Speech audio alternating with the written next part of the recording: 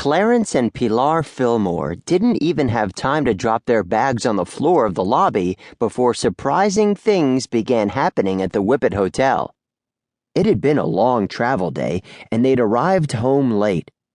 They'd expected to see no one until morning, but Captain Rickenbacker was sliding down the banister, wearing his red cape, which flapped in the breeze behind him. It felt very much like he'd been waiting for the door of the hotel to open so he could descend on an unsuspecting visitor.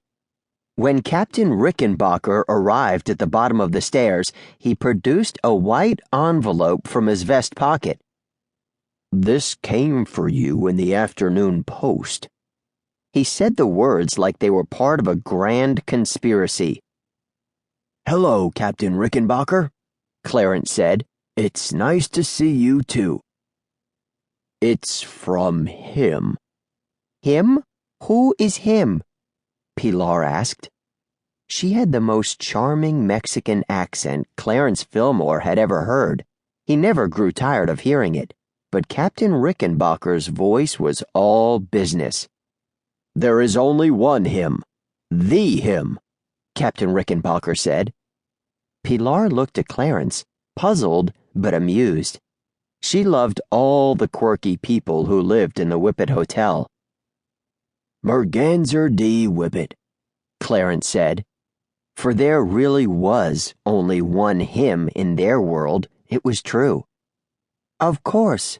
What was I thinking?" Pilar said, batting her deep brown eyes in the direction of the envelope as she gently removed it from Captain Rickenbacker's hand. The captain fluffed his cape and turned to go, then looked back and added one more piece of information he'd nearly forgotten to share.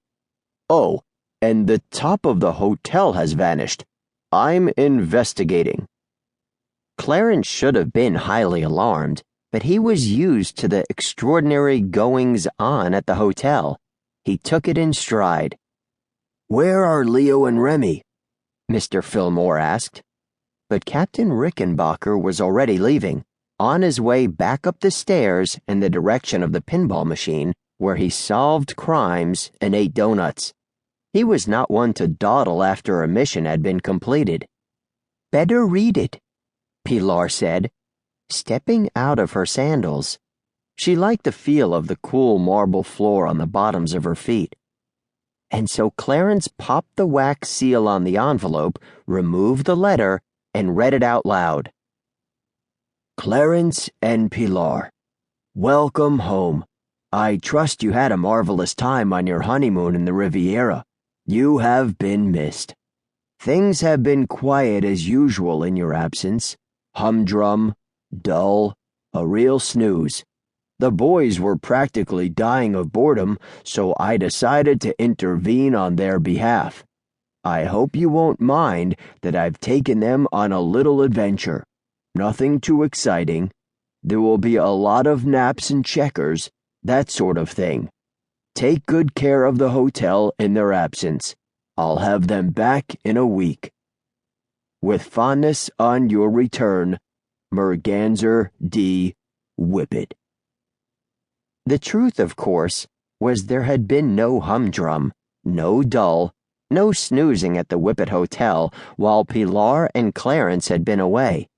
Leo and Remi had been in the vast underbelly of the hotel most of the time, searching through a hidden jungle, a mad scientist's underground laboratory, and the realm of gears, which had all been every bit as dangerous as it sounds. Pilar shrugged. Though she still had a bride's glow about her, she was also exhausted from all the traveling. "It's Merganzer. How dangerous could it be?" she asked. But Clarence knew better. A little adventure could mean almost anything when it came to Merganzer D. Whippet. At least Leo and Remi were smart, resourceful, and careful. "They'll be fine," he said with a half-smile, for he was only half sure. "How about we start our week by getting some sleep?"